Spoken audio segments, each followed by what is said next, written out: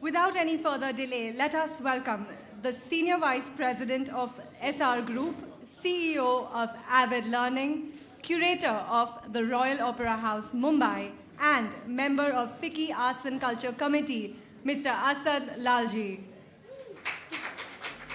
Thank you, Aisha. Good afternoon, everyone. I think this is going to be a tough act to follow. I have lunch and then Sonjoy's panel before that to compete with, but I'm going to try my level best to wake you all up. And I hope the invigorating ideas we're about to exchange and the spirit of collaboration would help you digest this discussion as efficiently as we enjoyed the lunch. But to quote Alexandra Graham Bell, great discoveries and improvements invariably involve the cooperation of many minds. And also to quote someone who I've been chatting with quite regularly recently, ChatGPT, creative collaboration is the symphony of diverse minds converging, each instrument playing its unique melody, yet harmonizing to compose a masterpiece that no individual could create alone. Collaborative efforts in the arts harness a wide range of perspectives, skills, and experiences, leading to innovative and inclusive outcomes. This only enhances the artistic process, but also fosters a sense of shared ownership and commitment among the participants. According to the European Commission report of 2022, there are 4 collaboration settings in which the arts and culture organizations contribute to knowledge valorization. First, there's joint research. They come with important research questions and that matter to different sector groups. Secondly, they serve as intermediaries, connecting people from different areas like academics and business. Thirdly, they provide spaces for creativity and interaction. And lastly, they play a role in sharing complex research findings that spark new ideas and innovation. What is interesting is while collaboration was not new before the pandemic, the emergence of online platforms brought a surge of collaborative efforts that reached new heights. Platforms like Zoom and the Miro board and countless other online collaboration tools that existed before suddenly became catalysts of virtual collaborations that would have not been explored to such an extent previously. I'm sure we all agree collaboration is the heartbeat of innovation, and today we are privileged to dive into its various dimensions. Our esteemed panelists represent a tapestry of expertise, each contributing a unique thread to the fabric of collaboration. And that brings me to the task at hand, platforms for collaboration and linkages.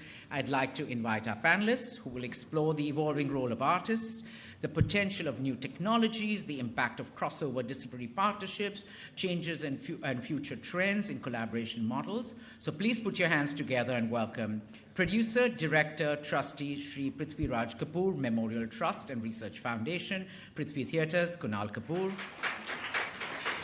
Director and Chief Curator, Kiran Nadar, Museum of Art, Roobina Karode. Director of Arts in India, British Council, Jonathan Kennedy. Managing Trustee, Honorary Director, Dr. Bhau Daji Art Museum, Tasneem Zakaria Mehta.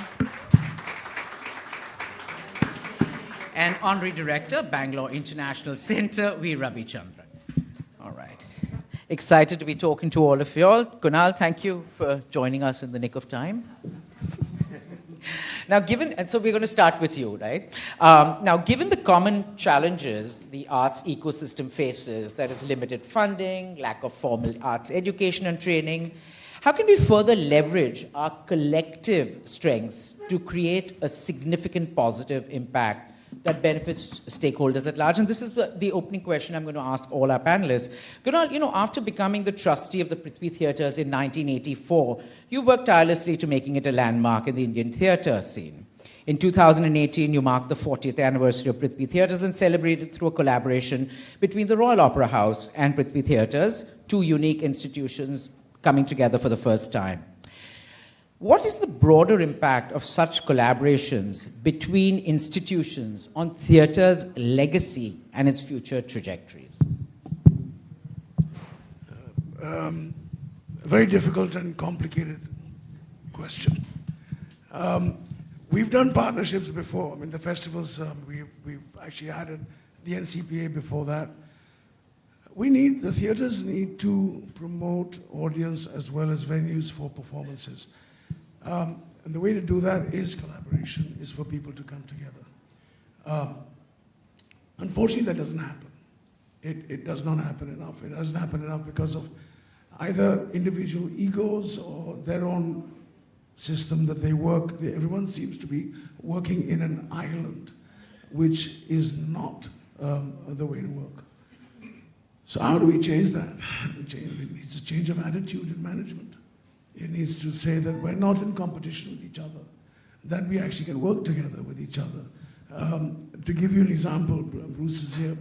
I mean, the NCPA, a play that I know about, we saw the other day, were given dates at the experimental on the condition that they didn't perform anywhere in Bombay for 1 month before. That's not working. I mean, that's not an idea. I mean, post that, they did perform at experimental on Sunday. They performed 2 days ago at the NMACC. They're performing at Prithvi on Tuesday and Wednesday. The shows are all full. We have a population of over 20 million. You know, I mean, and these theaters accommodate 200 people. So there's no competition at all. There's no reason why we can't go together. What happens at NCP, the audience is completely different to what happens in Juhu, in Prithvi, what happens in Thana. So we should be sharing what we're doing with each other. And everyone has their own way of programming, which is fine. But in advance, everyone works about 6 months in advance. That is important. And then the importance of backing, of financial backing. We don't get finance from the governments. Whether that's a good thing or a bad thing is another big debate. But most of us are kind of self-financed. Not all of us have billionaire daddies, but we still try to manage. So helping each other that way actually, you know, even financially would work, make incentives possible. Was this ever a formula that worked in the past? Is this a new thing? Obviously, there are a lot of new venues opening. I remember during lockdown, I'd suggested all our theatres come together and talk about how we're going to deal with lockdown, because that opening of 50 seats, 20 seats, next seat empty, because no one knew what was happening, right? But has this become better, the collaboration, or was it better in the younger days? It's been sporadic. I don't think it's ever become better or worse. I mean, there is a letter that I have, which was given to me actually from the Opera House. I don't know how many people are aware that Prithviraj Kapoor actually had an office at Opera House. Stayed there also. Performed there. And this was in the early 50s. And there's a letter to Vallabhbhai Patel's main man grumbling about the lack of venues. And because most of the theatres had become cinemas.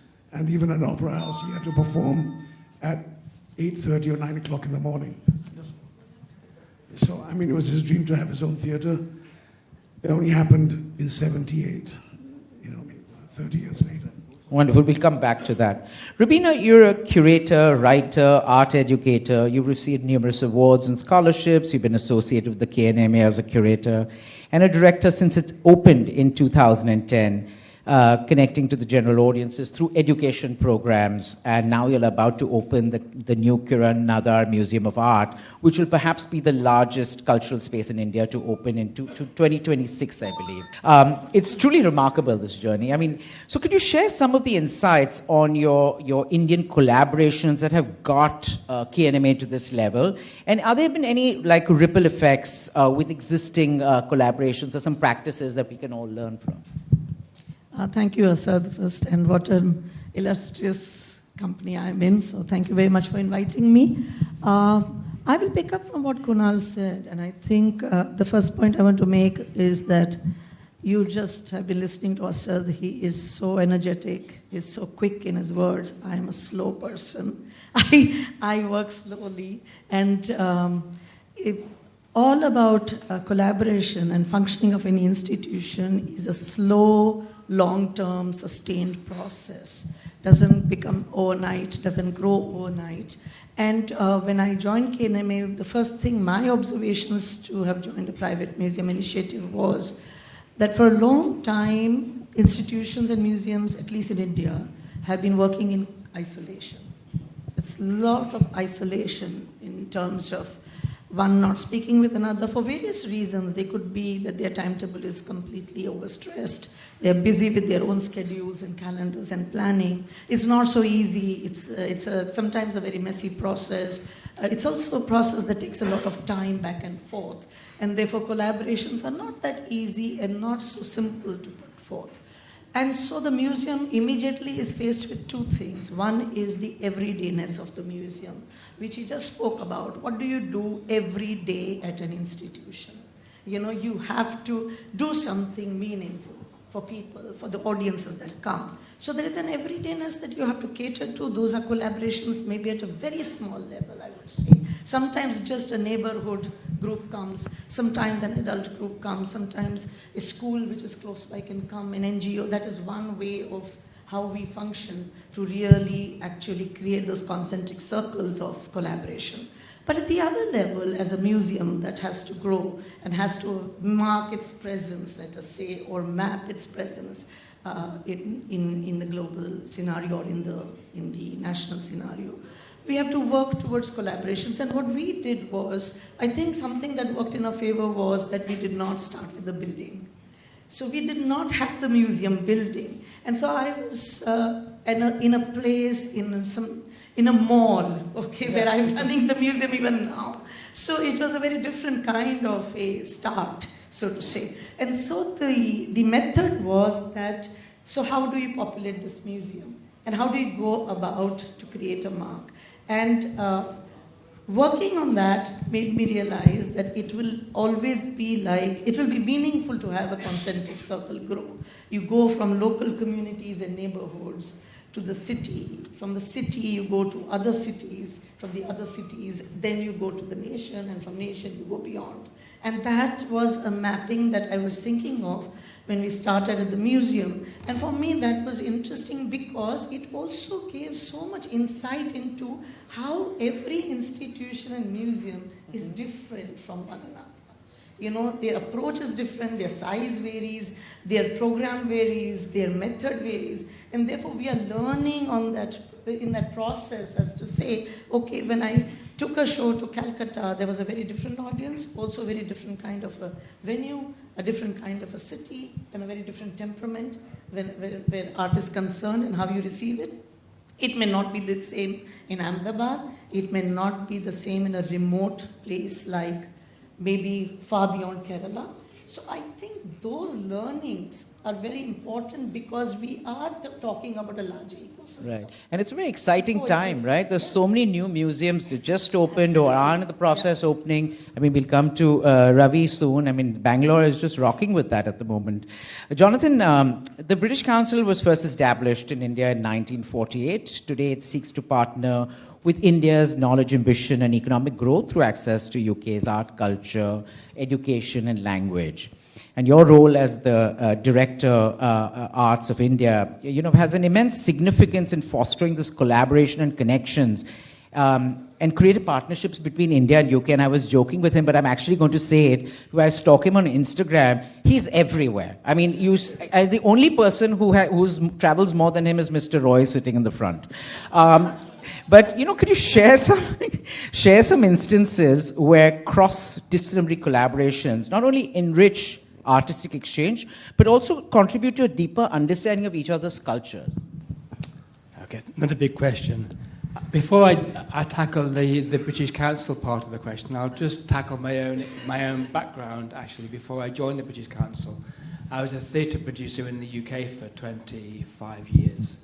And in that time, I established a national touring theatre consortium to address exactly the issue of turf wars, egos, not collaborating, to break down the silos, to exactly commit to taking productions together across a network of theatres across the country.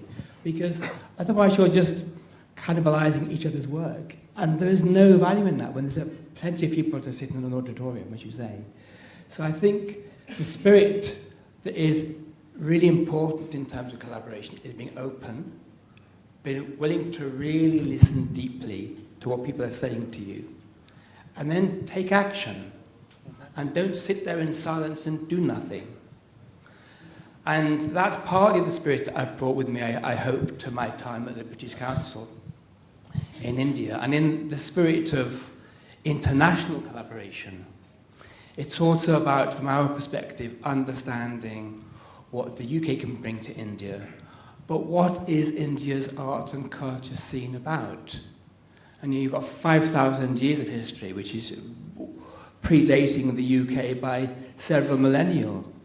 And you have the absolute contemporary and cutting edge in gaming and tech and new theatres and new museums, and the spirit of collaboration that in some institutions is absolutely there in terms of a willingness to work internationally and to collaborate. And I'd give you some examples of some of the things that we've been doing in the past years. And again, it's a 3 to 5 year cycle. None of these things come quickly. You make the commitment, and then you have to go step by step by step to build the trust between organizations, to build the intercultural understanding of each other's ways of working. And at the end of it, the art benefits from that intercultural understanding. So an international mindset is really an important part of being open to new ideas. We've been doing a lot of work in the crafts sector in India because it taps into intangible heritage in India, but also it taps into women's empowerment in India, given that more than 58% of the workforce working in the craft sector are women. Mm-hmm. It's the second biggest industry after agriculture in the informal economy.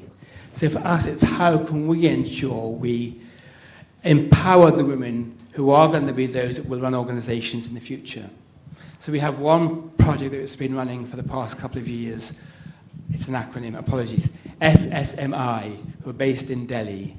They're a school for women, and they use the women to get them back into work and out of the home setting by working in crafts. So they work with Goldsmiths University in the UK on the basic skills already absolutely there with the women in terms of their practice. But just looking at how they could be adapted to different products, different designs that will make them more marketable in terms of a supply chain. And now they're supplying to France. Oh, wow. So an example there of just one simple idea that can expand. We'll come to more of these. I just saw a common thread between you all to was slow and sustain. These partnerships have to be built slowly.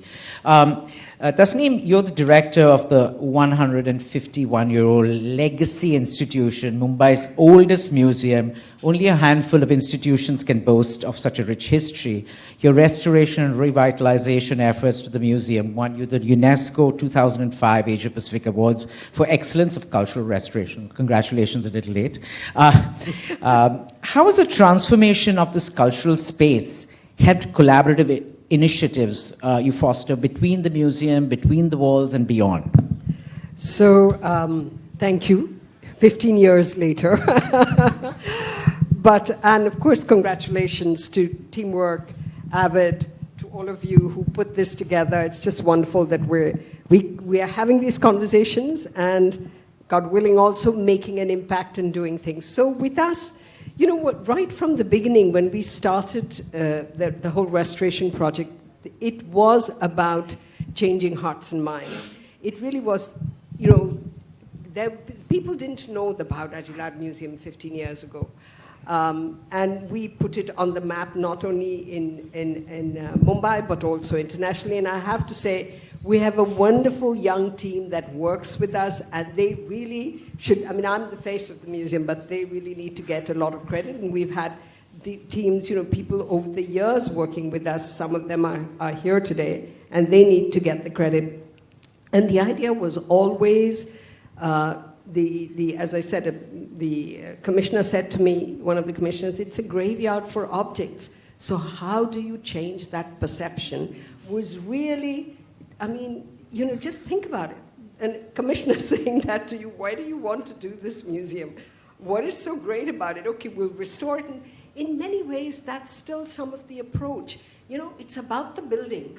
It's not about what the potential of that museum is to reach people, to make a difference to their lives in terms of education, in terms of programming, in terms of exhibition, giving platforms to young artists, to people. So we saw it as a cultural campus. And it really was a collaboration with the public to say, anyone who has a great idea, somebody with talent, so we have a lot every weekend, in fact, we do these fantastic walks and programs, which are all young people who are doing their own little thing in the city, so that is a form of collaboration. Of course, we've had 85 exhibitions in the last 15 years, many of them in collaboration with a lot of the consulates, the British Council, for example, many wonderful exhibitions, international exhibitions. So there are many registers of collaboration that we have. Collaboration with artists where we've done solo exhibitions. And as I said, we wanted your sister, Sanjana, which I had invited her to do theatre. So the idea was to make it not just about the visual arts. Of course, the visual arts is the focus, but the idea is that the arts intersect. They feed on each other. They influence each other. And that understanding, it's like a family. And we need to support each other. We really, all of us, learn from each other. So that was the whole, basis on which we went forward. And by God's grace, we are very fortunate that a lot of people bought into our vision. Wonderful. The Bhau Lal Museum was mentioned a couple of times in the panel earlier. Makran Narwekar was talking and urging all the audience here to go to it, and everyone put their hands up that they've been there. So now they've got to take 20 of their friends there, so you're going to get more people coming. I need advocates like you. And also talking about your team, we love working with Ruta and the rest of your team, and we've done many little fun things together. And hopefully we'll continue to do. Excellent, excellent. Ravichandar, Bangalore has seen the growth and rise of a large number of cultural institutions in the recent times. There's BIC, there's MAP, there's Science Gallery coming up, there's the Indian Music Experience Museum in Bangalore Creative Circus. I was there in July and I was just amazed at these institutions. They're all relatively new and all relatively doing such wonderful work. You're the Honorary Director of the Bangalore International Centre, premier institution that fosters intellectual activity, dialogue, cultural enterprise, and innovation. And one of your advisors is a dear co-conspirator of ours who's sitting in the audience. Share some of how some unique collaborations among like-minded civic leaders, educators, government officials, artists, and academics led to the genesis of BIC. I mean, you spoke about it a little in Bangalore. I think for a Bombay audience, it'll be very important. And what has been the impact of these young institutions in strengthening the cultural ecosystem of Bangalore? We were fortunate. We were number 3. Delhi, Bombay were 1 and 2. And because I'm in Bombay, Bombay was number 1 and Delhi number 2. Of course. Like the Avid ad which says, number 2, sorry.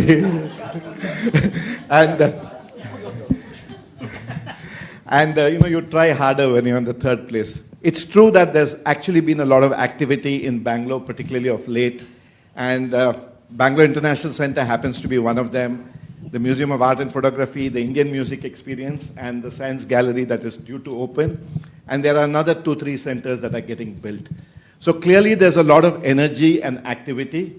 And I think part of the reason that has happened in Bangalore is, for anybody who's visited there, our hard infrastructure is in a mess. Yeah.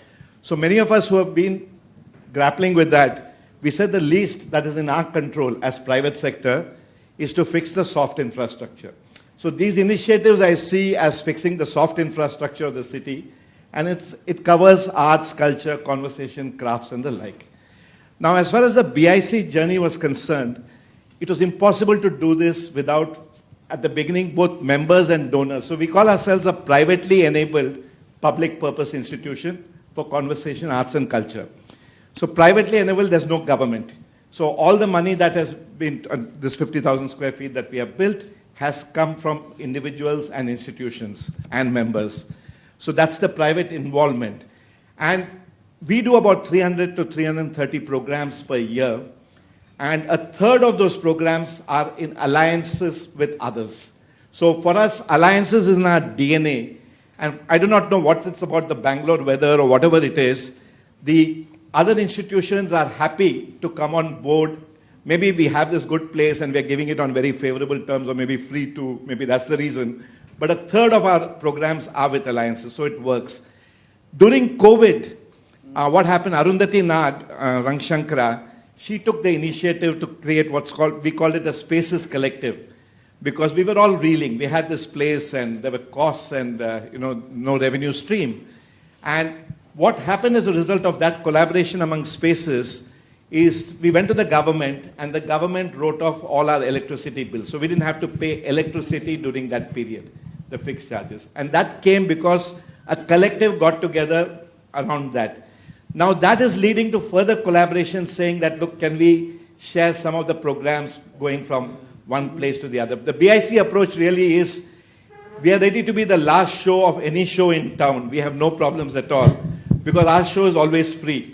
So we tell people, do it elsewhere. We have no problem. Come to us last. We're happy to do it. So that's our whole approach. Right. You were a collaborator in the Bangalore Cultural Tracker, and it was wonderful. And in fact, during lockdown, you mentioned, I think the Bangalore Literature Festival, I just wrote to them and they said, do you want to collaborate? I thought, online, get a new audience. Such a fantastic collaboration. We were having 600-700 people for every I also online. happen to be part of that. So we are all the usual suspects floating in many organizations.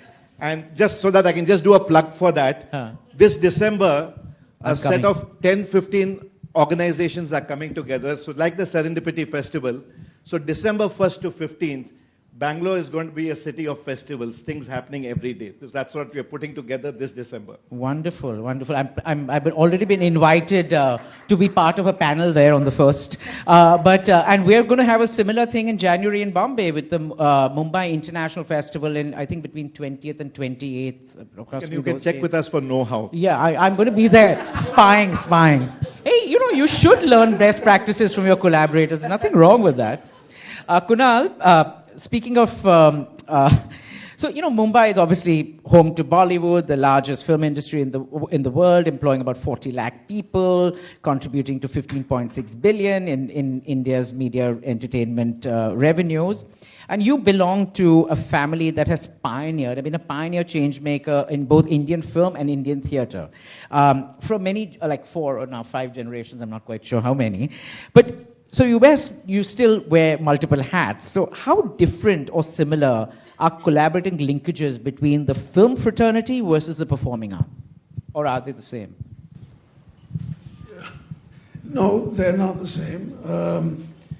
But there is a lot of crossover. But we try and keep them separate. So, at Prithvi Theatre, for example, our focus is the performing arts. And it's primarily theatre. So we concentrate on that.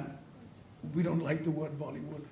We like the word the Indian film industry or the Mumbai film industry. We're not trying to be wannabes. So we have our own identity, but we keep it separate. So just recently I was asked if I would accommodate an interview, the shooting of an interview of an actor from the film industry who has nothing to do with theatre. We said no. Because that's not what the theatre is about. However, if they were interviewing somebody, to give you an example, somebody like maybe Kalki, who has done theatre, who comes out of theatre, we would say yes. So that is a separation we try and keep. If we want to develop both audience as well as actors and directors and writers. If we find there's an actor who's really trying to become Shah Rukh Khan Part 2, we discourage that person. Because we try and keep it that, look, theatre is not cinema. However, you can cross over. You have people, my own family's done it, right from my grandfather. They've started in theatre, they've gone into the film industry, they've come back to theatre, they keep fluctuating. But ask most actors, they'll say their first love is theatre, correct? The ones who've done theatre. Yeah. There's some of my family who have not done theatre, who also don't know about it.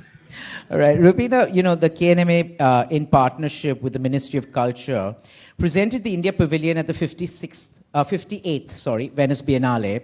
And actually, it was in this very room that the former Joint Secretary, Ministry of Culture, Nirupama Kothuru, had committed to an India Pavilion. Sanjay, remember that, right? 5 years ago. So as a curator of this landmark moment and exhibition, and several other international collaborations, how has artistic production, cultural understanding helped in recognizing Indian art and artists and practitioners abroad and globally? Yeah, quickly, I want to start first by the first round, where I wanted to say also that collaboration in museums happens in different forms. We collaborate with schools, with NGOs, with other museums. Hopefully Avid soon. Yeah, of course, with universities. And so that's a very interesting kind of map that happens there. The Indian Pavilion, I must also add that the founder and chairperson of Kiran Nadar Museum of Art, Mrs. Kiran Nadar, she has also been a catalyst there. She has been forcing and she has been going and making, noise about how come that in Venice Biennale there is not been the presence of India for the last 12 years or more. And that is how she was constantly doing these rounds, that India's presence is important. Even Vietnam is there, but India's not there. And pledging resources. And pledging resources. But I think what was the most important thing there was that collaborations, of course, have to be meaningful and relevant. That is very important. There's a national pavilion, so the government of India is extremely important to steer this communication and this process with the Venice Biennale. The pavilion can only be given to the country, to the government of India. The government of India has to take it.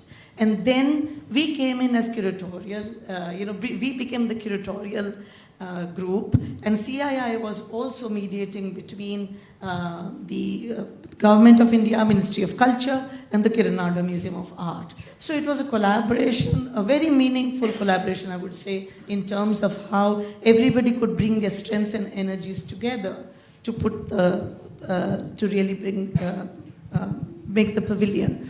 But I think the most important thing that museums do in this, and which is my belief, and I think we premise the Contemporary Art Museum on that is not just about being sites of display as museums. We are also not just about acquisition of objects.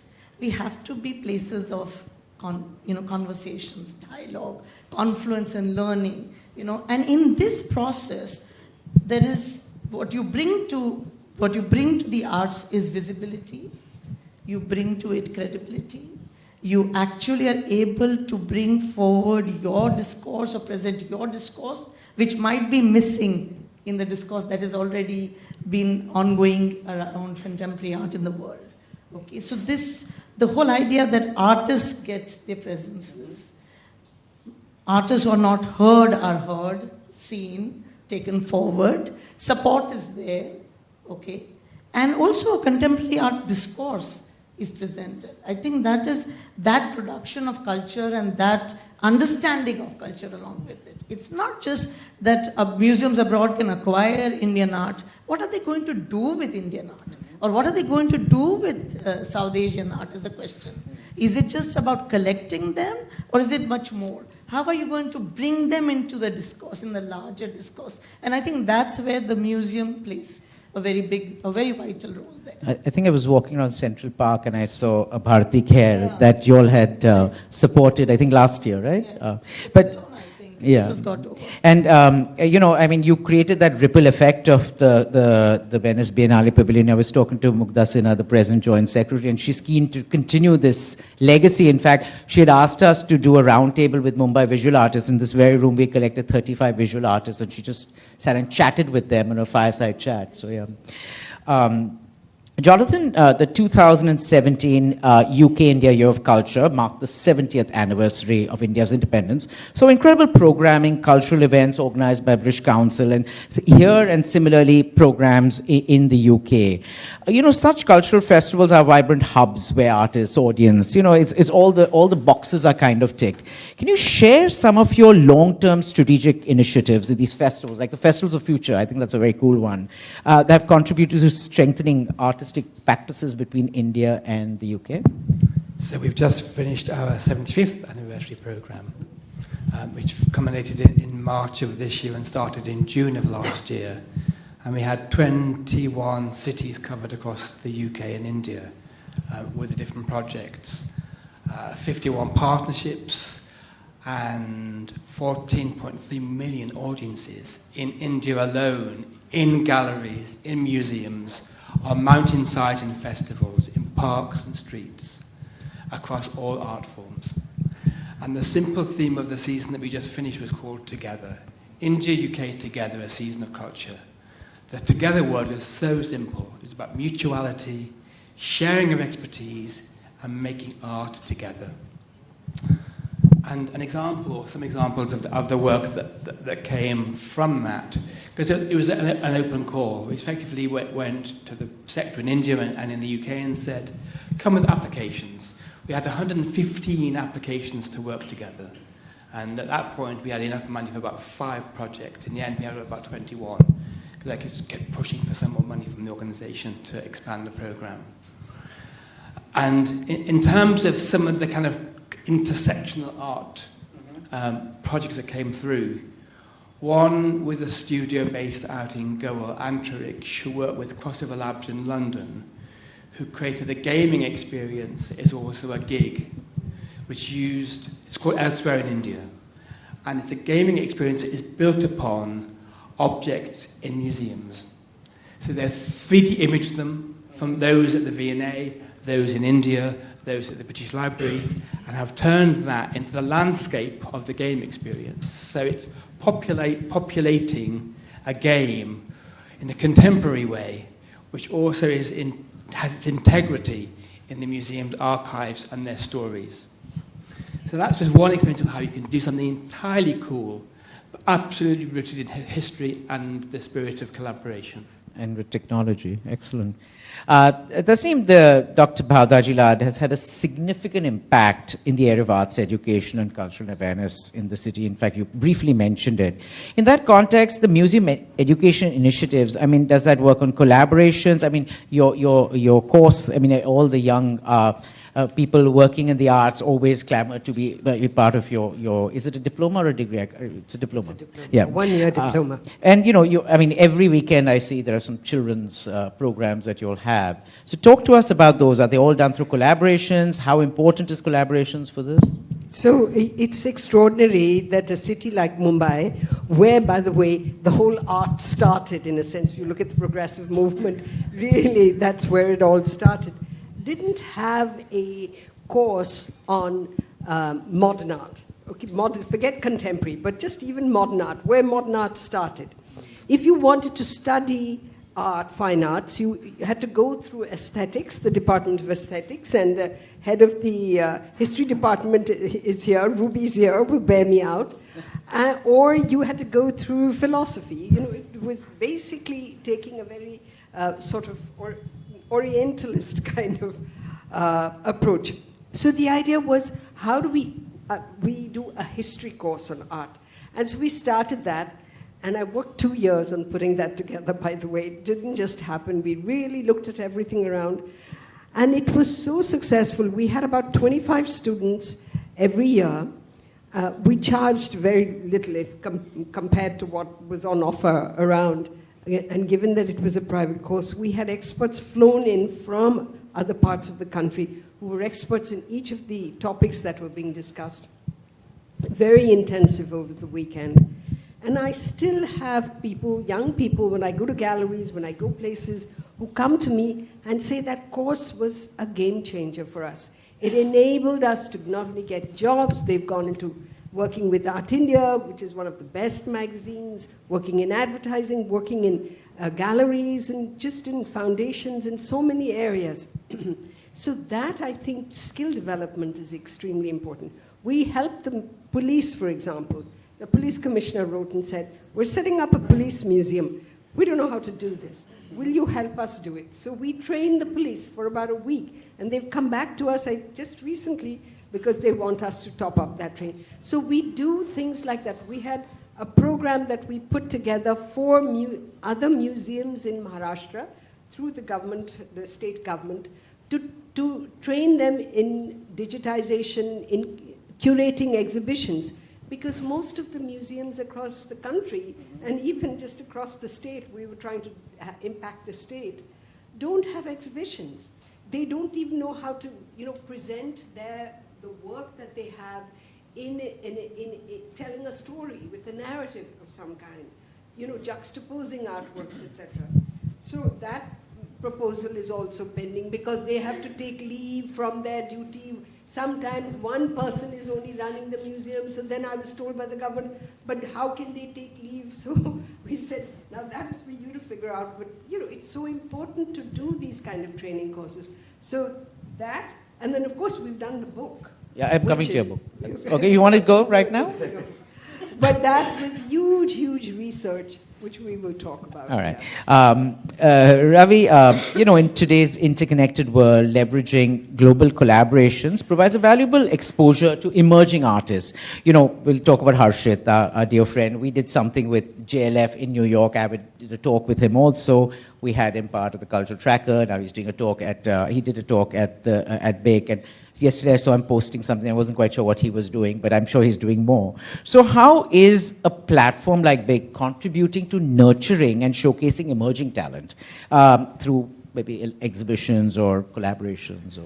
So in our programming, we distinctly look out for people who are emerging visual arts, performing arts, and even emerging historians and the like. So that's something which is an article of faith that we need to encourage these people.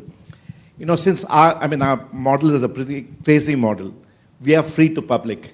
We will never charge. But we still have to find the money to run the place and also pay honorariums to the people who perform and the like. And we have sort of cracked it. And we can talk about it when we come to funding. So this is something that we do. But talking about, for example, when she was talking about training others, etc. So we have this masterclass series. So over the last 2 years, especially post-COVID, so we did a dramaturgy workshop with Rustam Barucha. So he came down for a week and took a workshop, which was free for people who were interested, but we obviously qualified who could benefit from it. Next week, we are having on Panini's grammar, Saroja Bhate is the best authority. So she's going to come and talk about that. So we are trying to build an awareness. Adur Gopalkrishnan came and talked about a master class on film direction. And all of these are free to the public. And we are trying to do our bit in terms of bringing these kind of people, building greater awareness so that some of the people in the room go out and pursue that. So that's the kind of thing that we are doing in this space. Wonderful, wonderful. I'm going to just request you all, I've got a couple of rounds left and we have to keep time for audience questionnaire. Kunal, I'm just going to the whole online section. I know you'll probably cringe at this part, but I think all of us will cringe. Yeah, but now it's not going anywhere, right? So given the transformation impact of virtual platforms on artistic collaboration, what are your thoughts on performing arts, especially theaters adapting to digital venues? Now, I understand performances, but there are other benefits, right? Dangerous word, other benefits. But look, when radio was introduced, they said theater would die. It didn't. Then television came. They said theater would die. It didn't. All right? And now then you had online. The theater would die. It didn't. All right? Then nothing is going to replace the feeling of a collective together watching a live performance. The problem that we face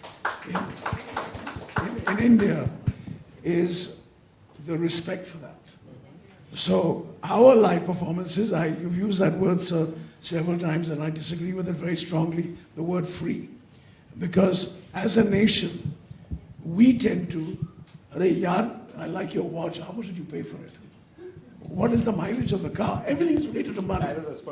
Everything's related to money. So I found in our experience that if we have an audience, charge them 1 rupee, if need be, 10 rupees, put a charge. Let them realize there's a value to what you're coming to. We're one of the only countries in the world where live performances are cheaper than cinema tickets. It's not right. It should be the other way around. We're one of the only theaters that do not allow latecomers. I was petrified that I was going to make it late tonight here, all right, when I would not extend the same facility in my theater. But that's because of respect. I have been in the last 10 days in several other theaters where latecomers are walking in 1 hour after the performance. Right. So how do you need to create that respect for the performers? It's not just about the money. And unfortunately, until we pay, until we make that commitment, it's important. Post-COVID, when we opened at 50%, we opened at 50%. And the average sale was 90% of that 50%. The audience just flooded in. The cafe, when it was allowed to read, the audience just flooded it. All right? We average, that's one stage, 900 square feet is our property. We have one cafe, we have one small bookshop, and we average over 2,000 to 3,000 footfalls a day, all right, in one space. So, I mean, it's possible. You need to create the environment. And then that's the partnerships. We've done festivals in Delhi, in Chennai, Bangalore, unfortunately, hasn't happened. We're happy to have you there. We'd love to. This is what the panel's about. Everyone's going to be working with everyone.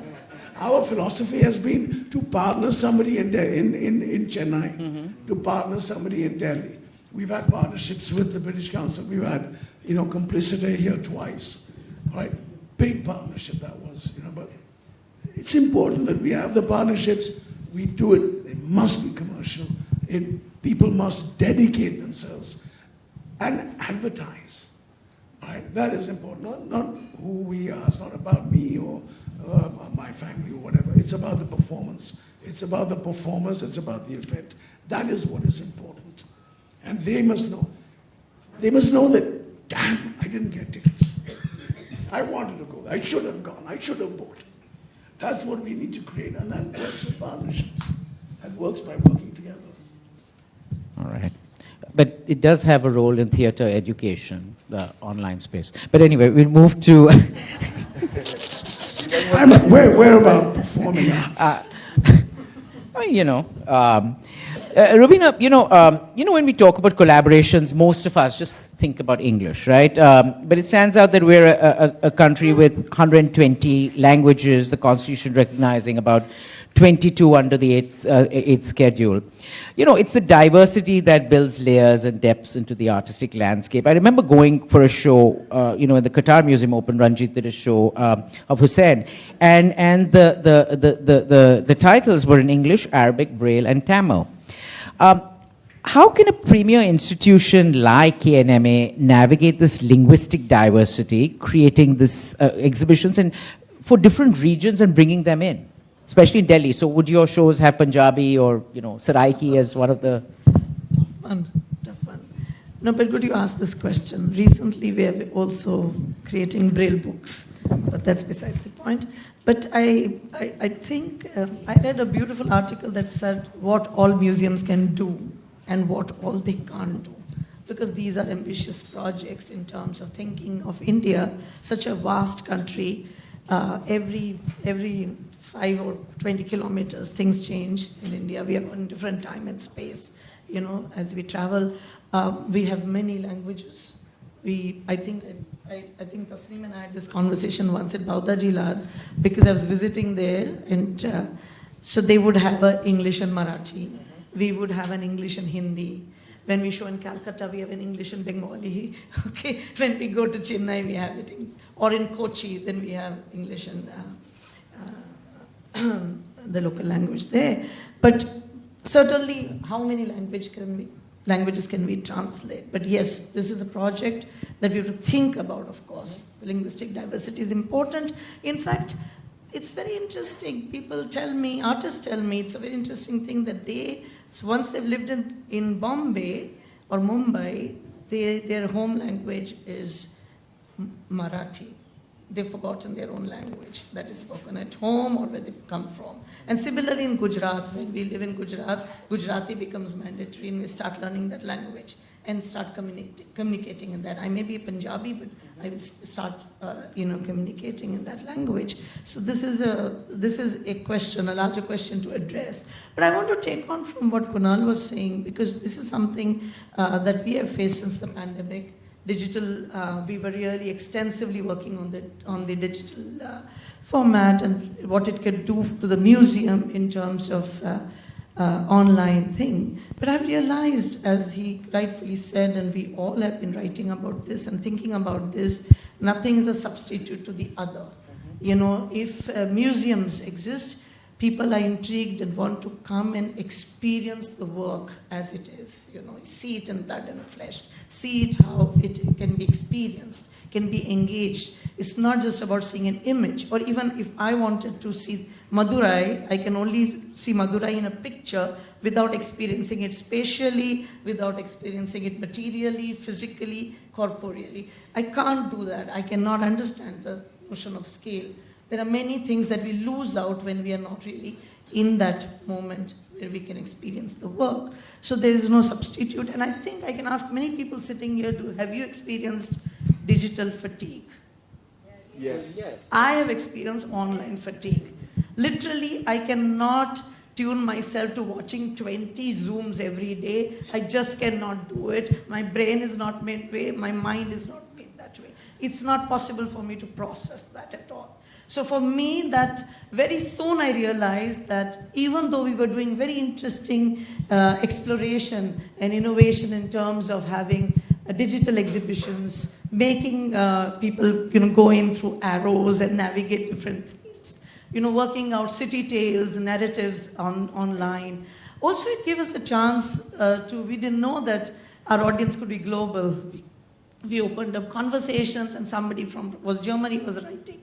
From Finland was telling us, we are watching your online programs. It also gave us a chance to have very intimate, very personal dialogues with artists, asking them what they do every day as part of their routine. Not just about art making, or not just about the process of art, but also the everyday of an artist, as they go every day to the studio. So there were many of those things that happened digitally. But I think that it was what really became crucial to understand for us was that these are two different things. They have their pros and cons. They can be used very effectively and very impactfully, when it comes to education, when it comes to outreach, when it comes to many more things. But as my teacher said long years when I was learning education, that a program learning method has come, but the teacher can never be substituted, because the teacher is much more than Can I interrupt just a second? Sure. About online versus...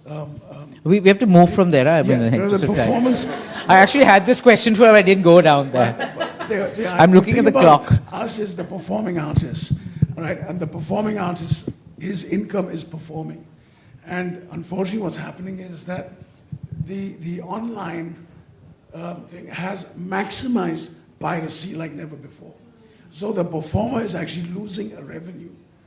So it's an interesting thing. So what is his option? Or her option? The option is for them to perform live and to earn.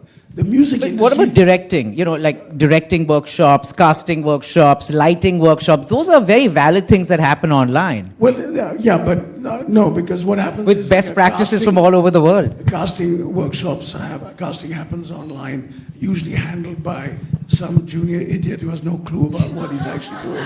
But I want to give you an example of the music industry where, 30 years ago, the music industry internationally, they went on tour to promote the sale of their cassettes and CDs. Today it's the other way around. Today they go on tour to make money. The sale online is not important. Right. Also have one more thing. Also online just takes away from one of the most important things that museums do, social interaction. Right. We were all... This whole thing about staring at your screen and, just being there and attending things, we just miss out. That social interaction is extremely important. Right. That is the dialogue. I always say that 3 C's. There is communication, there is community, and there is collaboration. And all 3 C's must work together. Right. It cannot be communication if that channel is lost. Right. Okay? We're going to start all over again. It's so important. We were all at the Bihar Museum, and just to experience that museum physically versus, and also hanging out with the whole arts fraternity was another whole opportunity. I'm a firm believer in that. Nothing can substitute the real, but the online cannot go away as a question or as an area, because it's not going away. And like, guys, again, pressure for time, but Jonathan, collaboration generally is when we all talk is restricted to the metro cities, the big cities.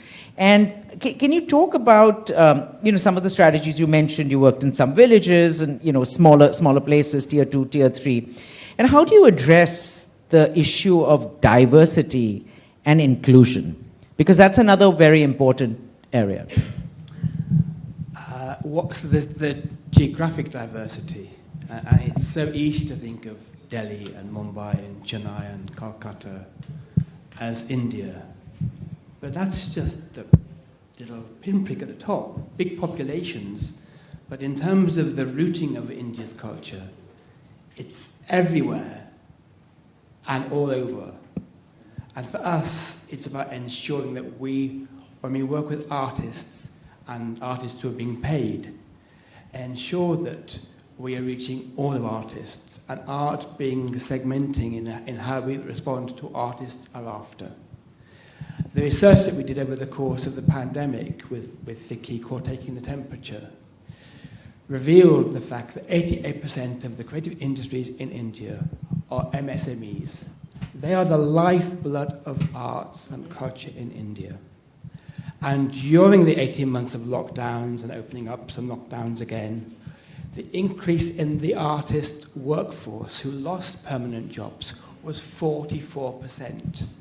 So itinerant labour, it has to be paid. And in my past career in theatre, we would say, so you're paying for your ticket, you're paying for a drink in our bar, you're paying for a programme, you might even buy a T-shirt with a local one for the show. What did you pay for your ticket in the taxi or your train fare? Which pub did you go to and spend a drink afterwards? What did you spend in the restaurant for dinner?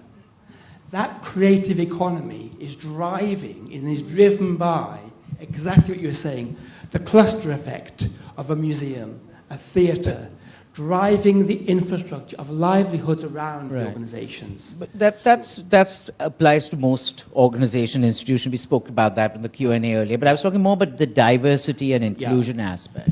And then it's really about just allowing artists to come to us with what they want to do. Don't be too prescriptive. When we were designing the thinking around our season of culture, we wanted to ensure that our values for equality, diversity and inclusion were at the top.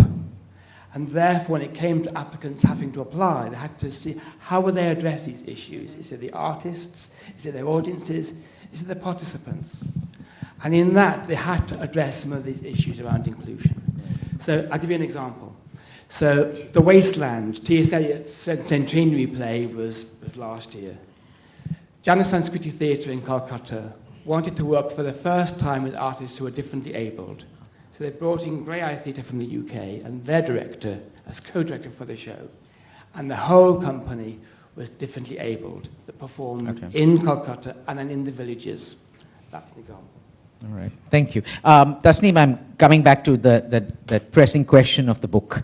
Mumbai, a city through objects, 101 stories from the Bhau Daji Lad Museum, co-published by Harper's to celebrate your 150th anniversary. Won several book awards, including the Art Book Award. Congratulations. Actually, as an aside, I remember seeing this project at your publisher on his laptop, seeing the mock-ups a few years ago, and I was very excited for this book to come out, and also was at your launch last May. So can you highlight the role of collaboration in the process of research writing and putting out the book, and also talk about a little bit of academic research? So you're absolutely right, and thank you for that little plug. And those of you who haven't got the book or seen the book, it's available on our website or on Instagram. You can, and the museum directly benefits when you do it through the museum. So really, this was when we started the project, literally 25 years ago. I started that research on the museum, and it became my sort of PhD thesis. And so this fascination with these colonial institutions, but almost all the museums in India, excepting the few private ones, were all set up during the colonial period. So they need to review their history. They need to interrogate that history. What has happened is they've just accepted it wholesale. And everything, the way it was presented during colonial times, sometimes with the labels that were given during colonial times. So if you go around museums, most of the museums in India, you'll see that there's a little bit of tweaking now because they've become aware, but otherwise it's mostly that. So there had to be some kind of interrogation. What were the intentions? And also, I have to ask my friends, my British friends, that this is, of course, historic discussion. There had to be a sort of questioning of this legacy. There had to be a kind of interrogation and saying that these were constructs that we that, you know, some of them continue even today. I believe Sanjoy spoke about it, that form of othering, that form of putting people in silos, categorizing, the taxonomies that were created that divide rather than include and bring together. Those need to be questioned. How did those systems come up? How did they develop? Do they still continue and exist? So that was the premise, but it was also because Harper's is a publisher that wants to sell books, and they said, we can't have a very academic book. We need a book that's going to capture an audience. If you do a book that's just about a museum, nobody's going to buy it. I mean, maybe just some people interested in museums or people interested who are committed to the city. So then I thought hard about how should I do this. And if you look at the stories that we've selected for the book, and there are many, many more stories sitting in the museum, they all tell very interesting stories about the city because it was talking about the people who made this city happen. It was not just about, you know, you hear about all the stalwarts, you hear about the heroes, but what about the craftspeople? And that was the whole focus, the craftspeople who created these amazing objects but were not acknowledged or weren't known. And so how do you give them a platform? How do you talk about that process of creating the craft? And very interesting stories about how they came, who bought it. You know, it was, some of them are like little adventures. So you find out about that. So please go out and buy them. So the people are the contributors to the book. Yeah, so the people and a wonderful staff who helped do research over the years. But of course, there's a young, very, you know, that's one of the things that we've been very fortunate with, is to have very dedicated young people. And I think that matters. It's what you offer young people. Sure. If you offer them the opportunities to grow, if you offer them the opportunities to, you know, to learn and develop. Several of the young people who worked with me have gone on to become museum directors now. Pooja at JNAF, Prema John at the museum, at the IME. So, I mean, that's a very wonderful, gratifying feeling. Wonderful. Ravi, I'm going to move to you now, and I'm hoping to get a more favorable response, but I cannot leave the tech conversation. And you're sitting in Bangalore, so, you know, as we move into the area of virtual reality, the metaverse, you cannot ignore all these things, right? They're there, they're here to stay, they're only going to get stronger. What are your thoughts on the potential of collaboration between artists and artistic endeavors? How has Big taken advantage? I mean, you're sitting in this tech world, right? So before I come to that, I need to answer Kunal's question, which I should have done. So I'll plead my case for free. So understand our model. So we rent our place to performing arts, and they ticket the show. That happens at our place. It's just that the events that we do under our umbrella is free to public. So, and the rental rates for the performing arts is 1/4 of the rental for the corporate sector. So we cross-subsidize. But coming to free, here's my case. I have millennials working with me. They also look at these 150 people going in to watch performing arts free, and they said, look, all of them can pay. And I agree. But I tell them that you put 300 rupees as the ticket, 80% of that crowd will disappear. I said, by getting them in there, it is possible that a portion of them get interested in the arts, and the next time it's only available against a ticket, they will pay and go for it. So what you do with free, when you can afford to do it for free, is you actually create new audiences who will pay for it the next time. That's my case as to why free needs to coexist. I am not against ticketed show at all, and people need to be paid, and we pay the performance. It's not that we don't pay. It's a question of how do you figure out to make the model work. That's my case. Coming to tech, you know, we did this Future Fantastic event recently, which had metaverse and I think the British Council also. Fabulous event. So Bangalore being at the cutting edge of tech and art and design and all that stuff, there's a lot of experimental stuff happening.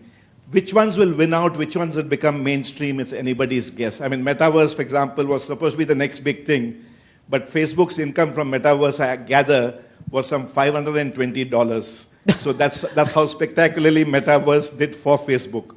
So it's going to take some time. But again here, just like the free and the ticketed issue, they all have a role to play. I mean, the online has a role to play for people who can't make it. So our YouTube channel has viewership from across the world. purely because they cannot be in the room Right. when the person is speaking. So they all have a role to play.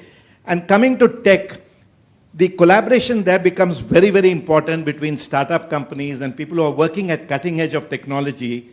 They get a better sense of what is the power. For example, a company like NVIDIA, I mean, that firm is also out there, the engineers. They have a better sense of the way technology is evolving, which can actually be used in the arts. And I think we need to find how to make those partnerships work for companies like that. Speaking of, tech capital, you have access to all the blue chip tech companies in Bangalore. I mean, all. And lots of these rich VC funding firms, few of them sitting in our audience. So how has, collaborative efforts in fundraising and arranging financial support, because that's something I think everybody on the panel will benefit from. Yeah, so as far as just the Bangalore experience, I mean, this building costs us 30 crores to build, and it costs us 3.5 crores per year to run it. And we are head above water. That's broadly the headline news. How did this happen? Maybe it's the Bangalore weather and the Bangalore entrepreneurs. The case one made when we went out to raise money was in the earlier days, the Maharajas and Maharanis were the patrons of arts and culture and conversations. Today's Maharajas and Maharanis are the business elite. And being the elite comes with responsibility. So basically we said we are asking for a decimal fraction of what we understand. There's poverty to be fixed, there's healthcare, there's education. But can you find a small portion which also, because finally at the end of the day, like we spoke about community and the bazaar, and that's really where the public spaces are where the city comes alive. So I must just share this. We were called for this Gates Foundation, which has all these billionaires. And three of us, in a whole day Bill Gates meeting about where to give the money, three of us, that is Abhishek of Museum of Art and Photography, Janvi of Bangalore Science Gallery, and me from BIC, we got 3 minutes each, that is 9 minutes in all, to present to that gathering on why they should fund the arts. And our collective case really was that the role that arts and culture plays, it's not necessarily tangible or visible in terms of millions of lives impacted, but sans that, what is the society that you're creating at the end of the day? And that was really the crux of the case that we made. And so the point in terms of funding is you got to find the right pitch, and the pitch varies with each funder. So one particular donor is more interested in, tell me what does this do for climate change? Okay, I'll give you the climate change story. Somebody else wants, in terms of health, is dear to my heart. And, I go around raising funds for many causes. So somebody who tells me, look, I prefer to fund education, I keep saying, it's surprising you mention education, and I take out the education proposal. How many and put it on the proposals do you table. have, but? So the key thing in this is have a portfolio. Don't go just with one and get depressed. And that's where alliances can work. What was the outcome of the Gates meeting? With three of you all in the 9 minutes. See, actually, some people in the Gates meeting had already written a check for all these institutions, in a sense. So it really happened pre-Gates. So but at least we got 9 minutes in an 8-hour session. Wonderful. Come on, I'm coming. And I'm sticking on tech with you before we move this side. Now, how do you see the nature of collaboration changing with AI? Because now that's the new disruptor, right? It is. And, there are existential questions whether climate change will get us first or AI will get us first. And therefore, AI comes also with these ethical concerns. And there's a whole lot of, the faking and stuff like that. I think AI is seriously worrying. And I'm not sure regulation per se is going to fix it. And I don't think we collectively have an answer on how to deal with this emerging AI animal. But I think it is going to be super critical in the years to come on how globally we decide to work with the AI kind of thing. When the cloning thing came up, it was a few labs and they were able to clamp it down there saying that cloning is not possible.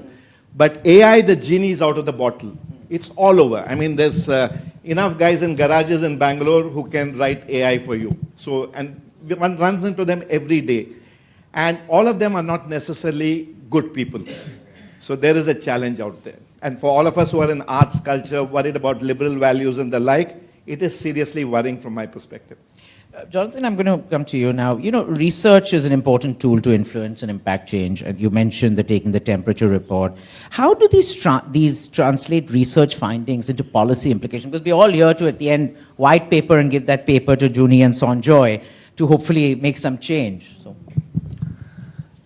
Well, it's a slow game, and the complexity of India's creative industries and the governance at a government level is because it sits across 14 government departments for culture with a mandate, not just the Ministry of Culture, but MSMEs, tourism, handloom. It's everywhere, and therefore, one of the effects of the pandemic was it was quite difficult to know what was going to be the effect of this lockdowns on different sectors, especially in the informal economy, which is just not.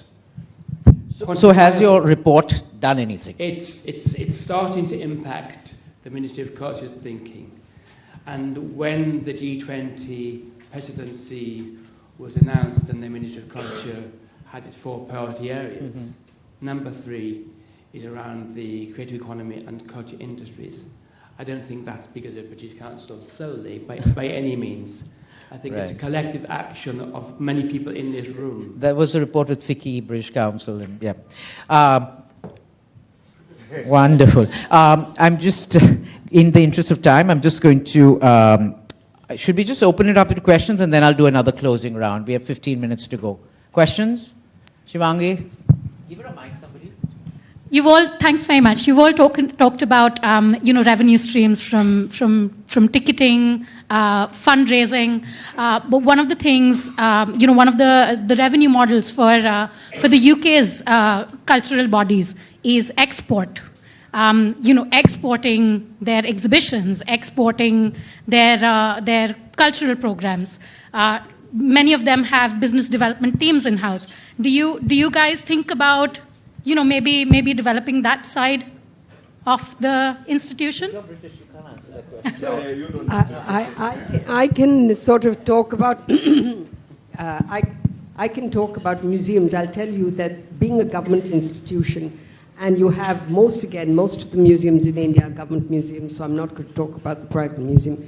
The governments are very reluctant. We can't even do inter-museum exhibitions because of the anxiety that the work would be stolen. The bureaucrat who signed on the file would be implicated.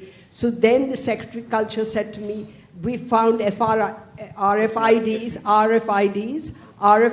can be put on artwork so that you're tracking them all the way, but they can still be fiddled in some kind. So there's huge reluctance.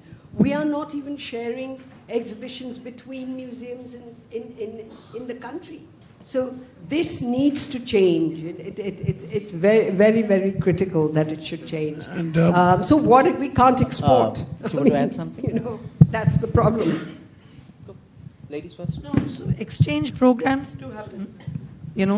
That happens, but as Tasneem rightfully said, bringing exhibitions here or taking exhibitions there is really a very challenging process. And many things happen. In fact, I can share one anxiety that Ravindra Reddy just shared with me once at the Bihar Museum, that he sent his work out for an exhibition. And when it came into India back, he makes these sculptures, very big fiberglass sculptures. They put a stamp on the forehead saying that this is an original work that is returned. For exporting of... And I have many gory stories, which I will not take on here. Yeah, gory enough too, that there are... I think export as a revenue stream is iffy at this stage. I think the export part depends on all the players, and I think the training and the efficiency of many such agencies that are involved, it's not just the museum and the museum. So we've just heard about exporting problems with museum pieces as far as the performing arts are concerned. To give you an example, right now, a colleague of mine, Feroz, has just finished a successful tour of Mughal-e-Azam. The problem that I see with that is that 99% of the audience who attended it were Indians in America. So it didn't cross. And about 5 or 6 years ago... is an important audience. No, but 5 and 6 years ago, we did a Prithvi festival in Dubai. And that also was, for me, disappointing because, again, most of the audience were people who actually frequented Prithvi in their youth in Bombay. You know, so I wasn't exporting anything to anybody new. You know, it wasn't the other way around. When we brought complicity down, for example, where they disappearing number, which is about an Indian mathematician, all right? They were not English population who were coming to the play. But her question is, was it a net income generator? No, absolutely not. No. Not impossible, because for theatre, the amount of people that you're going to transport, all right, house them, feed them, all right, then bring them back, and then the cost of the performances. It never works. So you need sponsorship, you need the support. But sponsorship is an income generator, right? Yeah, so Yeah. income. Okay, So let's go. He has the closing word since he's British. Oh dear. Now I'll be silent. So I was actually going to talk about import and export. It's two ways. Trade isn't all one way. We are globally connected. The film industry is a global business. During lockdown in 2021, 20 Hindi films were recorded in the UK studios with post-production in Bangalore, in the States. This is a global trade in film industry. So when we think of Hindi films in cinemas all over India, sometimes they're made in locations, in studios, in post-production houses, all over the world, because the specialists are everywhere. Any other questions? No? Wow. Okay, fine. No, Sudhir, come on. Mike. That's his wife, not the mic. Kunal, I just need to thank you for the stage that you gave us 40 years ago. Undoubtedly most impactful for people like us when we were kids. Came there all the way to Prithvi and sat there in that black box. I don't think we can remove that performing art. There's no question about that. Thank you very much. So I completely agree that you can't really take away the live performances power on the online platform, but I'm just wondering if there's a case for maybe harnessing technology, Asad, to create a rich media interactive platform that can be used as a hook to bring people into, your venues. And actually the metaverse, and efforts are still underway there. The online performances are going to get more increasingly real and three-dimensional to the extent it's possible. It will never ever substitute the real thing. But there are people working to crack that problem. So I really think that we will see a day where the online content will be increasingly richer. But these people also need to crack the economic model to get recovery for their investment in making that happen. Wonderful. Okay. Yeah. Hi. You just shout. Hi. So there's a new culture. You guys touched on this briefly. A new art is coming to fruition, and a lot more people across the globe, online connected, is gaming. And it is an art form that is most often left out of such conversations or such. True. And that, India has the largest gaming population, and especially with mobile devices, it's the most accessible. Sorry. Question. So my question is, how can we bring that into this fold of discussion? Technology, gaming, design, it covers it's a all. fact. For example, what you say is right. And actually it couples with the question that she also asked before this. You take Fortnite, it's a very strong gaming platform with a lot of, and it's that experience. If you give more of the online viewers the Fortnite kind of gaming experience, which is almost close to real, that's when the transition to online will happen more. The point really is that gaming people are making a lot of money with gaming. The question is, either as CSR or charity, they have to spend some energy in making the arts and culture, having that gaming experience, or they have to see a business model that it works for them to also invest energy. Because as gaming, the money returns are so high that that competency that exists there is not crossing over. That's really what's happening. We're going to take the last two questions really quick. We'll start at the back and we're coming to you. Thanks a lot. I really appreciate it. It's a fantastic conversation. I'm very glad I was invited. I have, my question is based in two parts. One is, and I'll go very quickly on that. So it's very good you talked about that your ticketing is free. So I started my startup also just absolutely free. I really would like to know, you did talk about social impact and I really appreciate what you're doing. What was the consumer behavior when you saw in India and abroad and when you came out with this free thing, the free concept? Now, how did people take it? Because people thought I was really stupid when I started this whole thing. And second was very closely is like virtual reality is what you talked about art. But now the technology, I mean, I'm very happy that my friend talked about gaming, but I'm taking it further to virtual reality, which has come up. You talked about Mehta. How do you think? Because there the experience could be a bit different. How much it will be different? Do you want to address? We covered some of that already. Okay. Can I suggest we're going to be here for half an hour for tea. We'll address that question later. Let's just take our last one in the interest of time. I'm like a stickler for punctuality. Sorry, guys. It's a bit of a pet peeve. Last question. I just had a question for Kunal, and I like your optimism, with all this with all this channel. Yeah. Did he come along? Absolutely. He slept through the session. The reason I'm saying optimism, because despite all the challenges, Prithvi is still holding the ground very strongly. That was the reason why I said it, because I remember my young days when I was there at Prithvi. Now I have other question. The question is, when in the city like Mumbai, when you are facing all these adverse situations, I'm looking at the regional performing arts. Like, we have, like Bastar has its own artists who are trying to struggle and they are trying to,